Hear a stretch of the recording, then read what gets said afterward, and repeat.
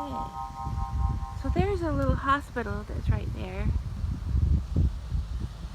And on the other side across the street is the West Valley Cinemark. And it is beautiful here. It is and Friday they were fishing. It was Fish Friday. And one couple caught a huge fish. And now we're gonna do our little video this morning here. Hi everybody. So we thought we would take a few minutes at this park, and we're looking out over the pond, so we get that benefit you don't. Oh, I know, too bad. Oh, it's so beautiful. Anyway, we wanted to share a couple of ideas this morning, and we want to talk about something we're going to call stories. So stories are things that we they're interpretations of things that occur in our lives that impact our lives in such a way that they can be impactful for the entire rest of your life. They can be a thing that, because of an interpretation of something that occurred to you, then it becomes a sort of a limiting thought or a belief that is so strong that it drives things that you do for the whole rest of your life. Yeah. And relationships. And relationships as well. It's when people learn the idea, the power of a story, and recognizing it when it happens to you, your relationship can take on a whole new meaning, because then you can talk about, wait a minute, you believe this? That's not what I meant. And then after 40 years, we learned it somewhere along the line, and it's blessed our life. So we hope we can bless your life with this information. So we want to give just a couple of examples to share this concept with you today. So Christine's going to start out with one about her mother and her aunt. Okay, so my mom and my aunt, well, they were three sisters, and the first one passed away. And then, so my mom and my aunt were around. And so what would happen is, my Aunt Lorraine, she would, and I know they both passed, but I know they would not mind sharing these stories because they want people to understand things. When they're on the other side, they understand more why they did what they did. But anyway, so my Aunt Lorraine was younger, and my mom was the oldest one of the three. And so Aunt Lorraine would call up and talk to my mom, and she would want, her way of communicating and of connecting with her sister was to tell about her day, what she did, and then the next thing she did. And my mom just thought that's just like a waste of time, you know. And so when Lorraine would call and she would say, oh, today I cleaned the bathroom and I did this, then my mom would think that Lorraine was trying to tell her what to do. My mom thought that Lorraine was trying to boss her around. And those kind of stories, they really can last with you. And they did last with them for a long time in their lives. I don't know that they really got past the story, but they lived around it, and that was fine. In their last days, when they were in two different homes, they would call each other up at night and say a prayer together over the phone. Is that not the sweetest thing? Anyway, so that's the power of that's a story that my mom had, that Lorraine was trying to boss her around, and Lorraine was just trying to tell about what she was doing. And so stories can get in the way of relationships. Okay, so the next thing. So Christine and I met just after I got back from my mission in Korea. You still had short hair. I did. Very short hair. Yeah. And sometime we can talk about that meeting, I guess. But what we wanted to share is that we started dating, and she was going to school at BYU, but she was off for the summer and working while she was home for the summer. And we met at Shadaisy's backyard. You know the Osbornes? Shadaisy's from Utah? Well, they had a young adult party in the backyard on the trampoline, and that's where we met. We met at the Osbornes' backyard.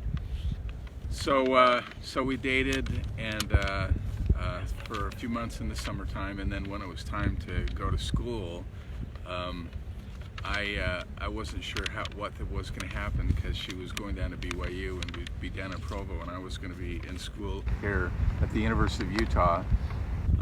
So she decided to do a dinner, and the interpretation of the dinner with my friend, was kind of interesting. my girlfriend. Yeah, so why don't you talk a little about it? Oh, okay. So I had a girlfriend, and she was also dating a guy, and we went to a couple firesides together, and then we made this dinner together, and it was really cute. It had a menu. I think it was called Starlight Cafe, and it was really a fancy little dinner, and we were really excited to put this dinner on for these two guys that we both liked.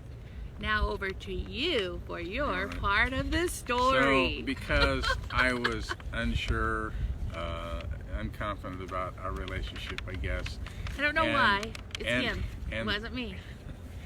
It's stories always tied to experiences from the past, right? Absolutely. Because of what happened before, then you take that and your interpretation of that, then you apply it to the next experience in your life and give a similar interpretation of that as well.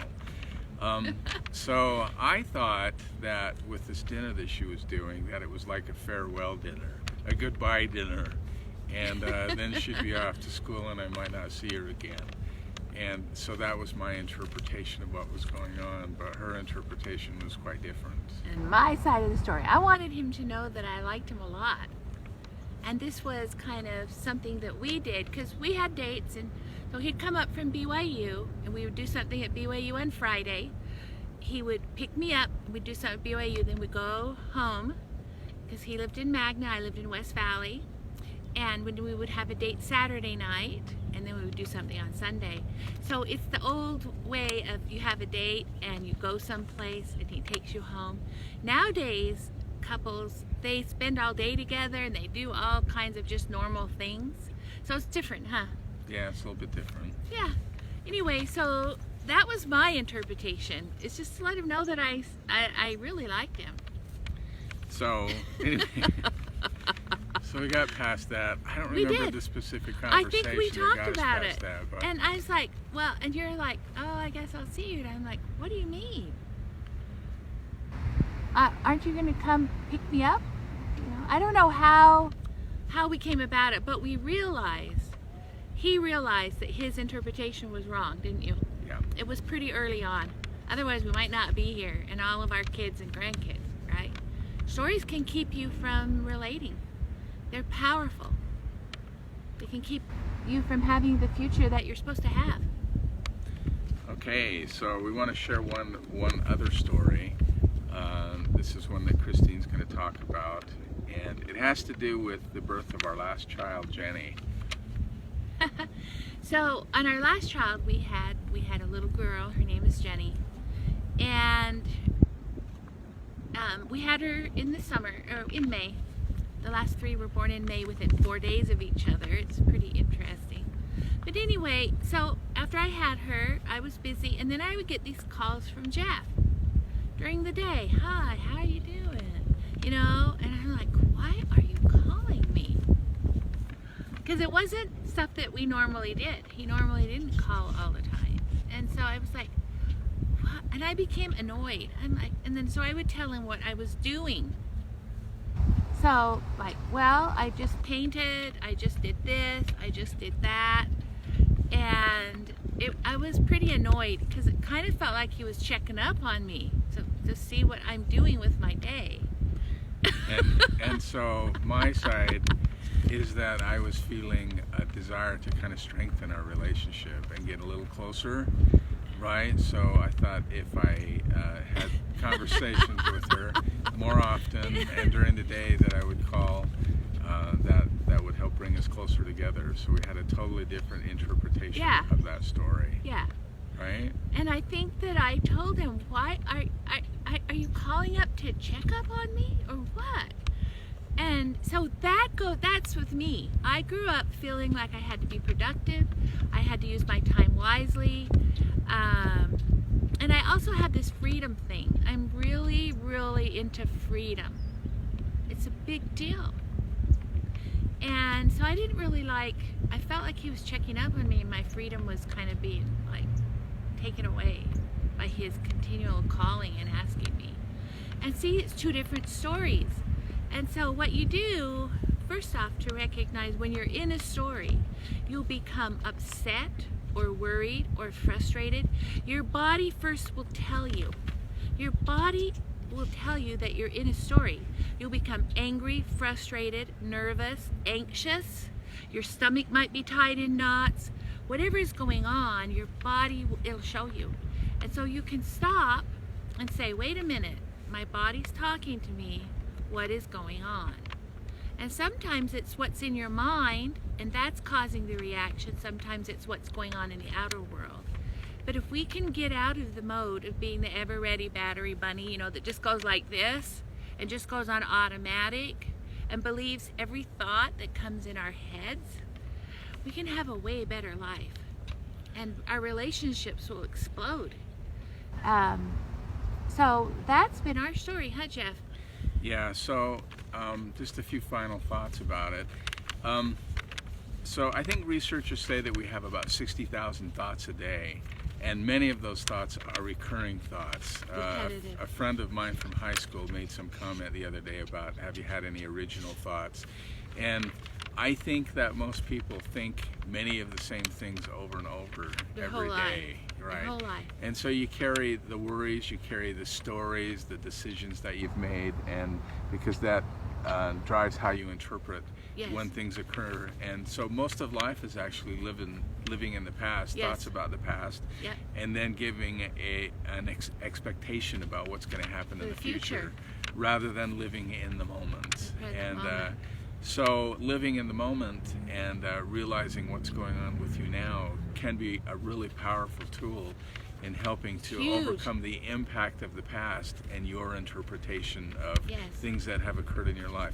It's always going to be your interpretation, not Yes. necessarily somebody else's. And Not when the two truth. people, when two people experience something together, they're both going to see it differently. Yeah. Even though they're having the same experience, it's going to be interpreted differently. Yes. And so it can make a real qualitative difference in your life. In your marriage. Right. In your career. And because we're talking about back into health, we thought we would talk a little bit about what maybe helps with mental health. So that's what Yes. this has been all about this morning. Yes. Thanks for listening. Thank you so Have much. a great day. We hope that you take these and look at your own life and start noticing when you become upset, when you become angry, and ask yourself, what does it mean? Stop, take a break, and ask, what does it mean? What story am I in? Best wishes to you. Happy Saturday. Have a great day. Goodbye. Bye. It's a take.